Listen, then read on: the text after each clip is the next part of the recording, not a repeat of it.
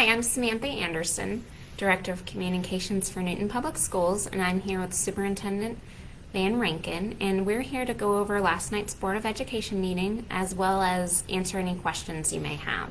So first of all, a major part of the board meeting was discussion about COVID and what the next few weeks will look like.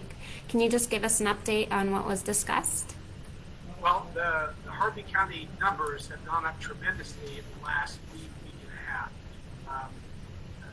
We noticed that trend towards the end of last week. It was nice to have that 3-day weekend, but as we came back, obviously we have to deal with the reality of the fact that we had a large number of cases increased across the county. So what that has done is put us in this week. We're going to be on Thursday and Friday to reduce as much exposure as possible in the yellow mode, which will impact grades 7 through 12. But next week we will begin what will be in that orange mode, which would mean when you look at our gating criteria, that orange mode means that we're going to be in hybrid for pre-K through 6 and in the remote only for grades 7 through 12. So a big change, a jump of essentially 2 levels over the course of a week.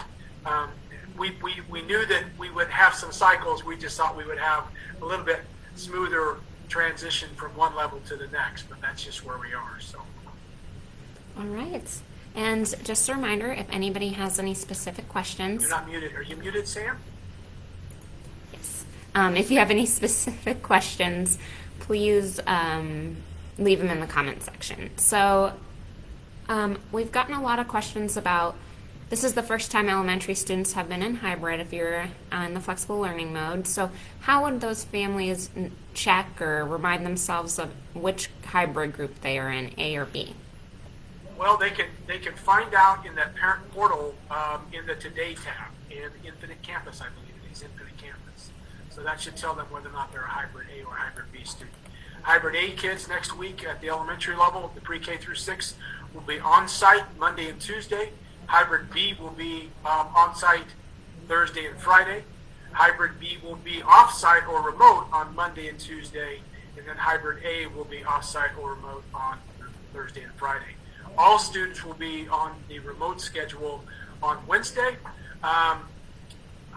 with the exception of some small groups that might be coming in or some students that need some remediation or some academic assistance of some sort. But your buildings would be reaching out to you if that were the case.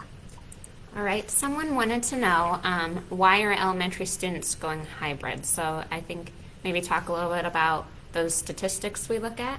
Yeah, we look at, the board makes generally the decision based upon 3 categories.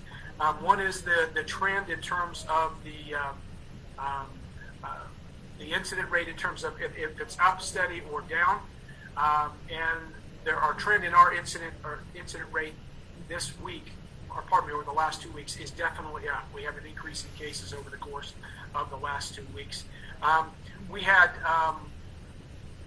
there's different ways of looking at this, kind of, but what we've been doing essentially has been going from the Friday to the previous Saturday, taking those 7 days, comparing that to the previous week in terms of those 7 days. But we had 62 cases over the course of the last 2 weeks. 48 of them, when you look at that, were from last week alone. So obviously a pretty large increase in the number of cases. So that put us in the red status for that particular metric. For the percent positive, within our gating criteria, when you look at the numbers, and I'll hold up this sheet so you can kind of see that, but you can go to our website and find that. When you look at that percent positive, when we are in the green mode, we have less than 5% positive rate over a 2-week period. We will be in yellow if it's 5.1 to 9.9 and 10.0 to 14.9. We're in orange, and anything greater than 15, greater than or equal to 15, we would be in red. Okay, our 2-week percent positive, when I pull those numbers, and you can go to the Harvey County dashboard and see that, is 10.74%. So once again, it goes back to the fact that from Sunday, October 4th, until that next Saturday, we had a percent positive rate, actually that 1 week period, of 19.23%. But when you take the numbers over the course of the 2 weeks, it's 10.74. So puts us in that orange mode.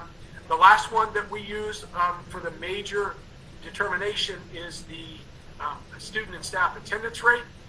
The student attendance rate, we compared it based upon a 3-year rolling average, which that 3-year average is 94.3%. This past week we were 94.2.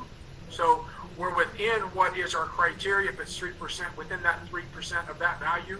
So we are within that within the students. But on the staff side, and we're considering teachers alone, on the staff side, we're actually slightly outside of that. So it's in the yellow for the staff. So when you look at that, we could consider that a yellow or a green.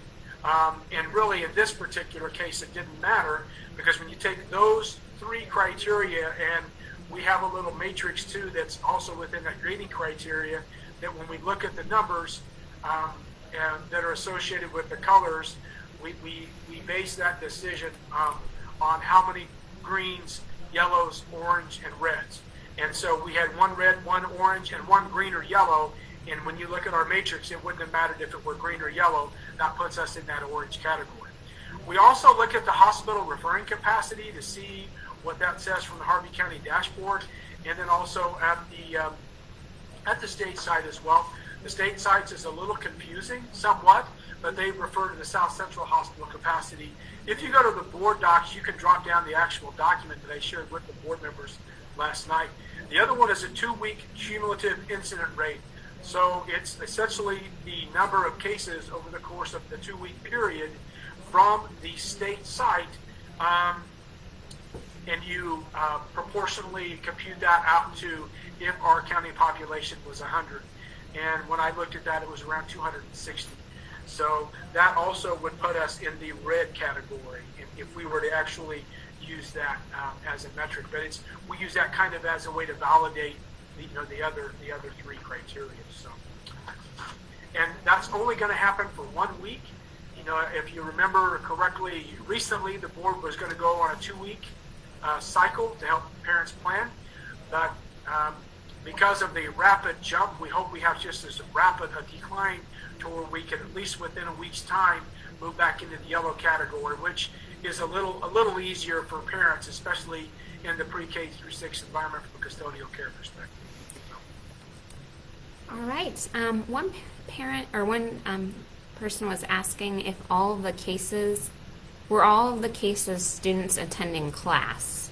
Do you need a little clarification on that one? Or? Not all of our cases are students. We have staff too. And once again, I think we try to be really clear. We're not going to put out any identification, any kind of information that makes it an identifier on the part of any individual. We can't legally do that, and just from an ethical perspective, we're going to make sure that we don't do that. Okay, and then one question we've gotten a lot, are concerts or games rescheduled? No concerts or games have been rescheduled.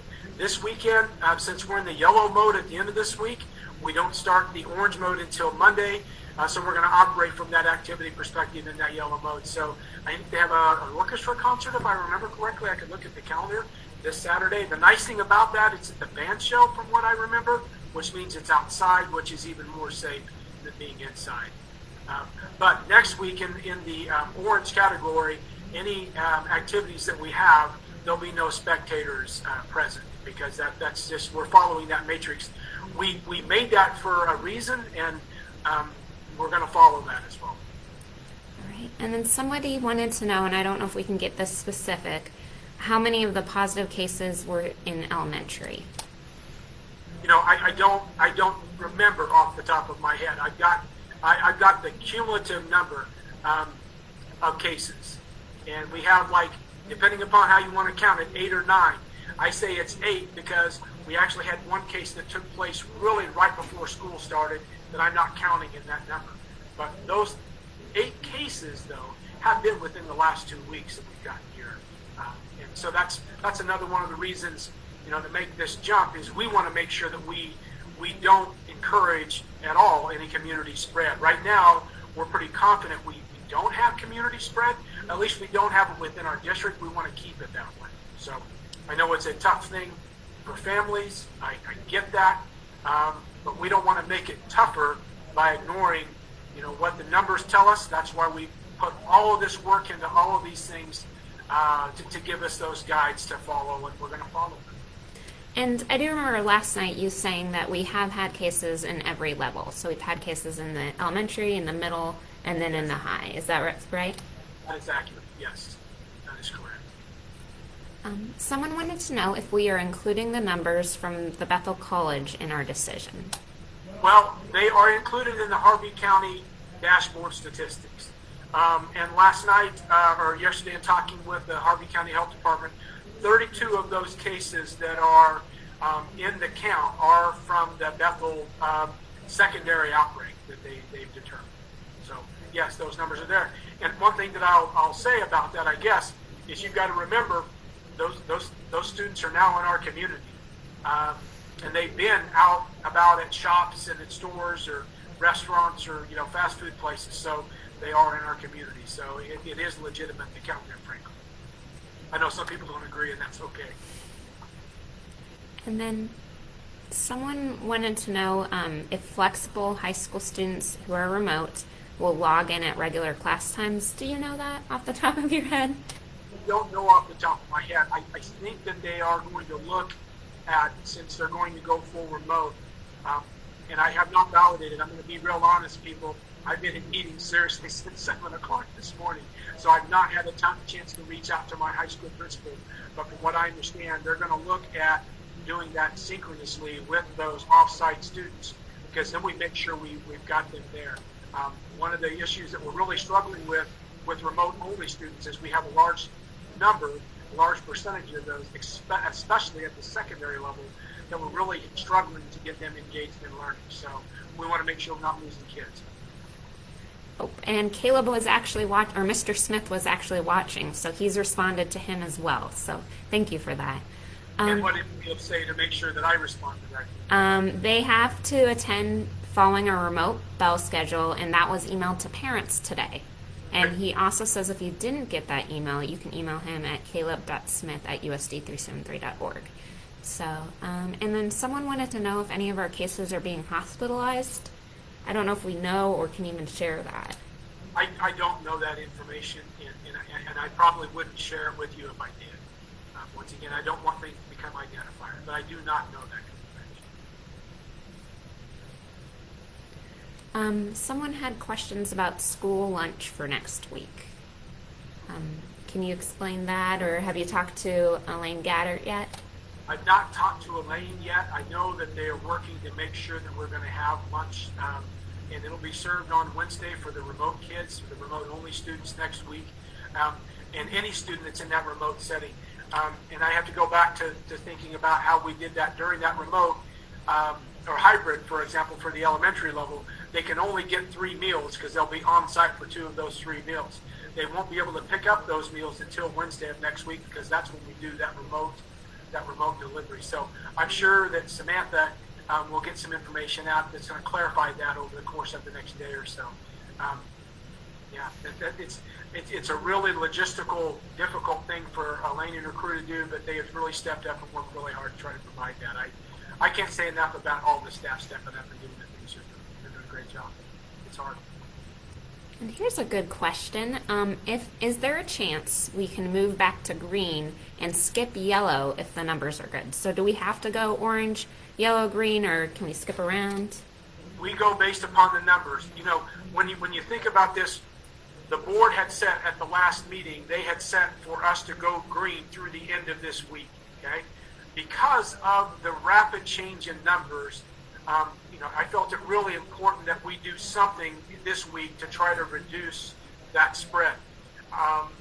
And so going to yellow was pretty logical, because then elementary level parents, pre-K through 6, didn't have to worry about that custodial care for this week.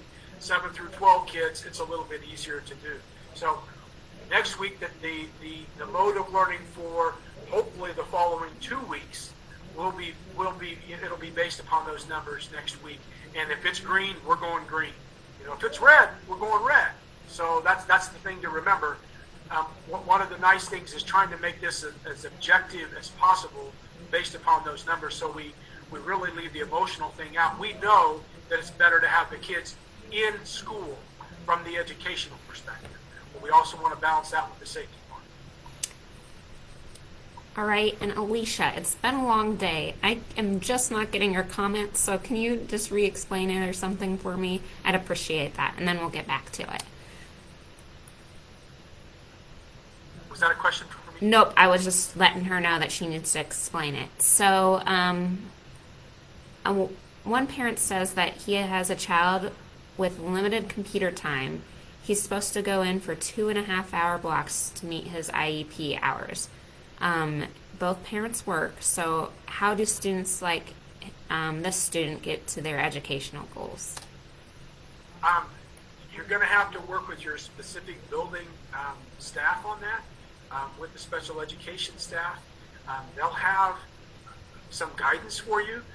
Reach out to them and ask them, and if you're not getting the answers you need, reach out to your principal. If you're not getting answers there, please reach out to me. I can't comment generically other than that.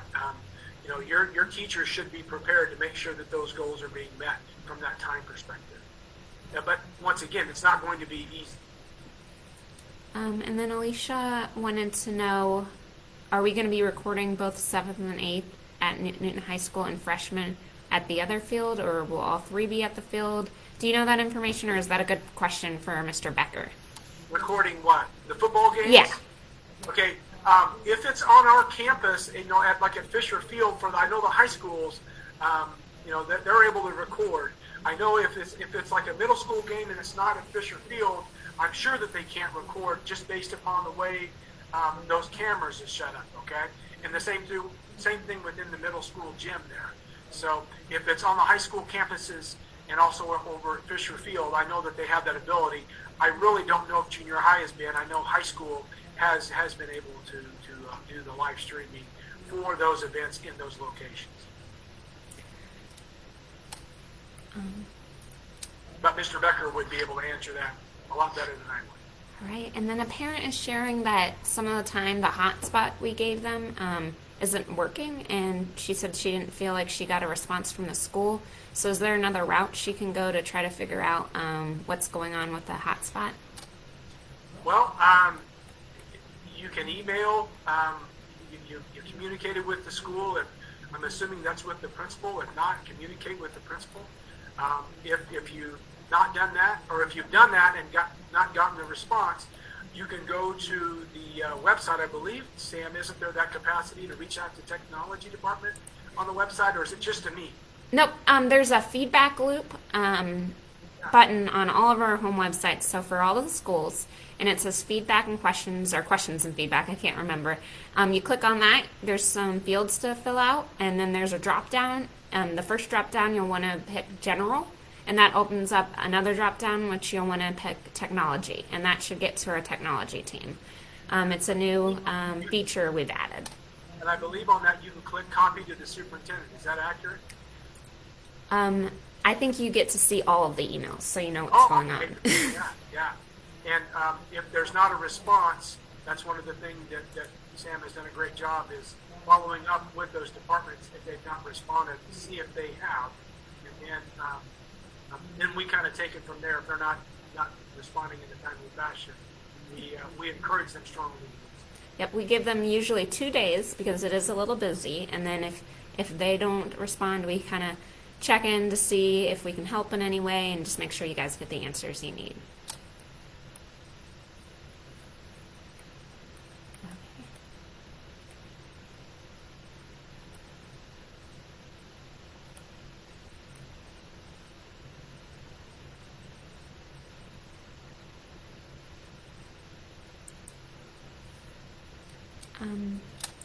I think I can actually answer this question. It's a good one. So my question is, what do you do if you have parents that don't have emails or internet? How do they find the information? I did not know that the child is going to start differently next week. Can you do something else, like send home notes? Well, we are doing phone calls as well. Now, we didn't send one out last night because it was so late. We will be sending one out, I believe, tomorrow just to spread it out. But we don't do notes anymore generally just because of the environmental impact. but if you have any other suggestions, feel free to email us or me at info@usd373.org. But we usually do phone calls with this kind of thing. It's just because it was so late, we did not send one out last night. And then you should have also gotten a text. And if you didn't, again, email me so I can check into it for you.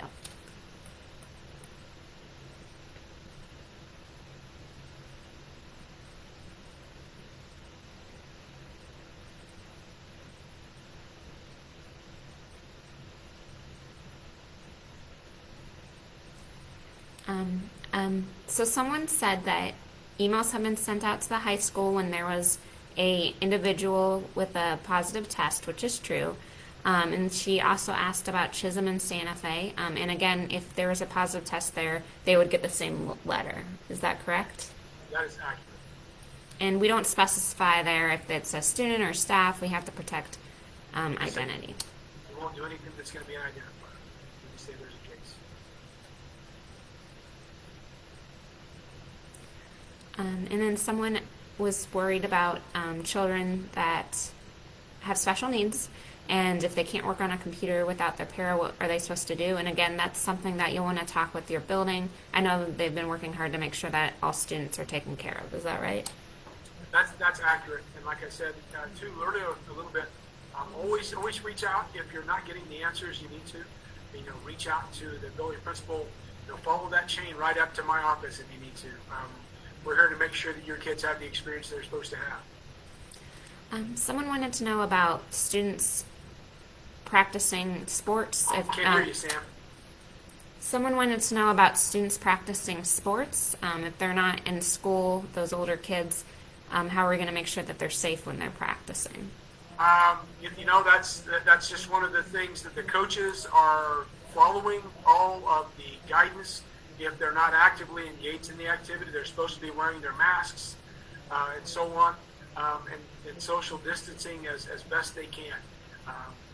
That's, once again, we can't eliminate the risk. They're just trying to mitigate it by following those practices. That's a really difficult one. So they're following all the procedures according to what we are being told and what I've seen too.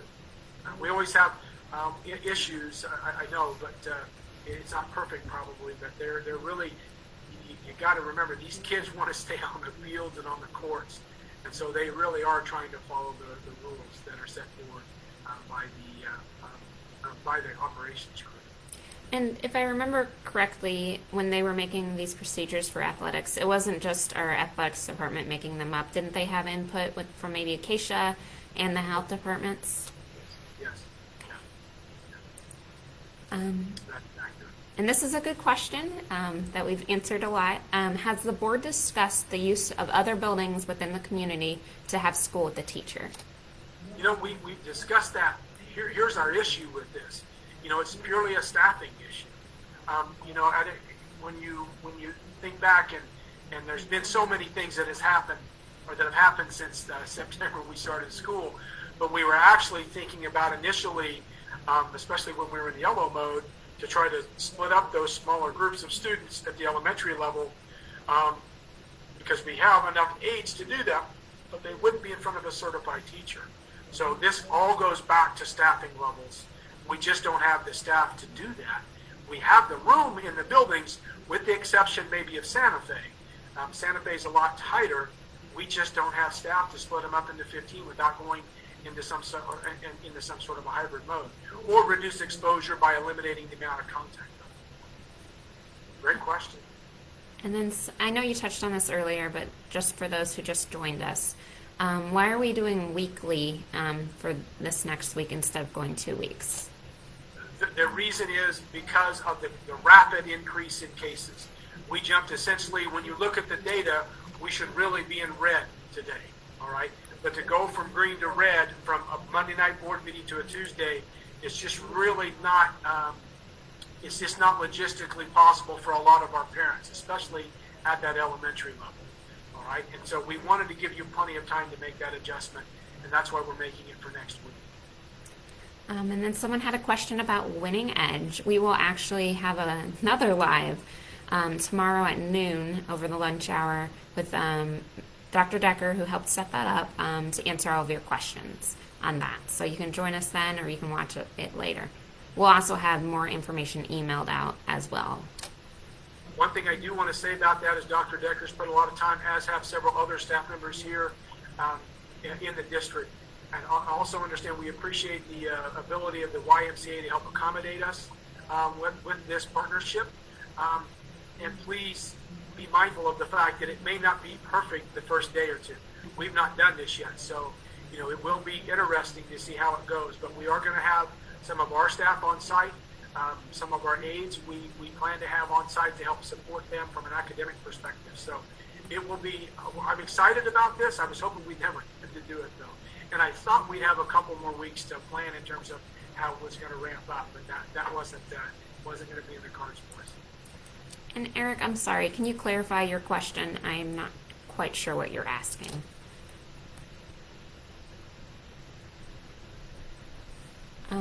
Someone had a question about the enforcement of the mask rules and if it's being enforced.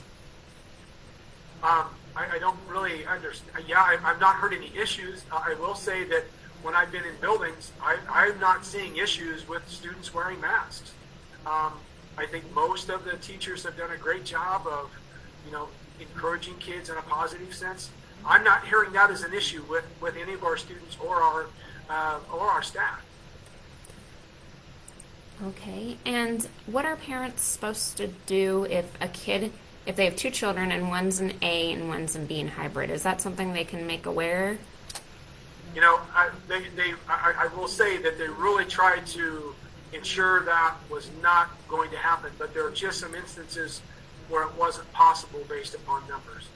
And because, like I know, for example, when you look at Santa Fe, if a kid's in a band class or something like that, that put them in a singleton type of a grouping that didn't allow that to correspond maybe with the other family members. It's been logistically very difficult, and it's just kind of what it is. That's a terrible answer, but that's the honest answer. They've done the best they can to try to accommodate that. We already have larger numbers at Santa Fe than we want because we've had people come back from remote, and they've tried to accommodate that as much as they can. So this is just really difficult. Terrible answer. And then I think can you explain, because I think someone heard you say that one of our gating criteria are red, and they were asking why we're in orange next week, but we do a combination of different criteria. Is that right? It is. If you want to go to the website, I think Sam can tell you where to go for sure, but it looks like this because she did a really nice job of making it visibly appealing. When you look at the very back page of that particular thing, and we take those colors and the three that we use. For example, we have, I believe I said this time, we have one red, one orange, and one green or yellow. When you look at that, that puts us in the orange category. And so when we take those three categories, we sat down as a group, as an operations group, when we were developing, or actually as the gating criteria group, because there's also some board members involved with that. And we just had the conversation, what does the combination of these colors mean in terms of our mode of operation? So that's how that is determined. And that's all within that document there. They even talk about the process and stuff in there as well. Great question. And then someone asked if we know how many students the Y program will accept. I know it's first come, first served, and I think they're trying to figure out staffing to make sure that we can do it safely. Is that what you've heard too? That's what I've heard, yes. I know there's a cap, so there's a certain cap for the A and the B, because when you think about it, on Wednesdays, hybrid A and hybrid B will be there. And so they just have to have the facilities in order to accommodate. But that will be covered, I know, tomorrow with Dr. Decker and Samantha. All right. Someone wants to know what consequences there are if a student doesn't wear a mask. Well, there is an officially adopted mask policy, and at each level, in terms of the consequence, I mean, the progression, it's a little bit different based upon the level. High school students consequences are going to be different than an elementary school student's. And also that mask policy would be in board docs, I believe, and I can't remember what board meeting that would have been. That seems like 100 years ago, but that was a while back. So I'm not going to say the exact consequence because I don't have that memorized. And I'd be happy once we get done with the live feed. We also have it on our website, I believe, so I can just respond to your comment with that link so you can look at it.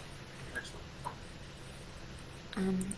And then someone wanted to know if if students were able to return back to school after remote after that 9-week period. Once again, we said through the semester, you can check with your building principals to see if they have the capacity to do so effectively. We're trying to really make sure that our numbers aren't becoming so imbalanced that the teachers, cannot have a safe environment and also a manageable one. A lot of our teachers, especially at the high school, are teaching blended courses as it is. And blended, what I mean by that is they've got several live students on site with several virtual students. And it's really difficult finding that balance between that. So check out with your building principals, see if they have the capacity to do so. And we are nearing the end of our questions, so if anybody has any more, just leave them in the comments section. We'll give you a little bit more time. Can you just explain a little bit more about the decision making in allowing athletics to continue when maybe the buildings aren't open for academic purposes? Well, once again, they're following the guidance a little bit from Keisha. Keisha had pretty close to what we're doing. Once again, I don't remember exactly what they had, but we want our students to, when you think about last spring, for example, kids missed out on a lot in terms of the track, tennis, baseball, softball, all of those spring sports, spring concerts, things of that nature. So we're trying to allow students that opportunity to have that as long as they possibly can. And that was just the decision that the board made when we looked through this criteria. And there are additional safety protocols, and they are on the athletics website. So if anybody wants to look at those, feel free. I think we're at the end of our questions. Do you have anything you would like to add, Mr. Mayor? Yeah, I just want to give a couple of shout outs. One to Karen Lehman, our head nurse coordinator here. She has worked so hard to try to keep your kids safe, and I know some folks that sometimes get contacted based upon an exclusion with being a close contact is difficult because we've got to hold your students out. But she has worked tremendously hard and deserves some kudos for all of the time and effort that she's put in to make sure that her and her staff are keeping your kids safe. So I can't thank her enough for all the work that she's put in. I also want to thank all the teachers and administrators and all the support staff. This is, like everyone else's life, is a difficult time. But last night at the board meeting, if you get a chance to look at that, Megan Nagel presented to our board what is happening and how the K through 6 teachers have evolved on the remote side in terms of the instructional programming that they're providing for kids. There's a lot of good things happening, and I know it's not easy on you parents, but our teachers are working awfully hard, as are all of our staff, to try to provide for you. So we appreciate the continued grace, and thank a teacher every once in a while. All right, we had 2 more questions pop up, and they're both kind of related to the same thing. Basically, they want to know about our contact tracing and why sometimes people don't know, and why sometimes people are quarantined. We're not really the ones making the decision on contact tracing and who gets quarantined. Is that right? We're not. The Harvey County Health Department ultimately is the one that will produce those orders. We do keep all of our lists and work through those lists with the Harvey County Health Department. I will say sometimes Karen has to do the run of that just based upon the staffing limitations at the Harvey County Health Department. That's all done in conjunction with them. That's not something that just comes from our end. However, if you do have any more specific examples that maybe we can talk just feel free to email info@usd373.org in case I misunderstood your questions. All right, that's the end of the questions. So thank you everyone for watching, and thank you Mr. Van Rankin for being here. And again, if you have any more questions, you can either email info@usd373.org or you can use our feedback forms, and that's a really quick way to get your questions answered. So thank you everybody for watching.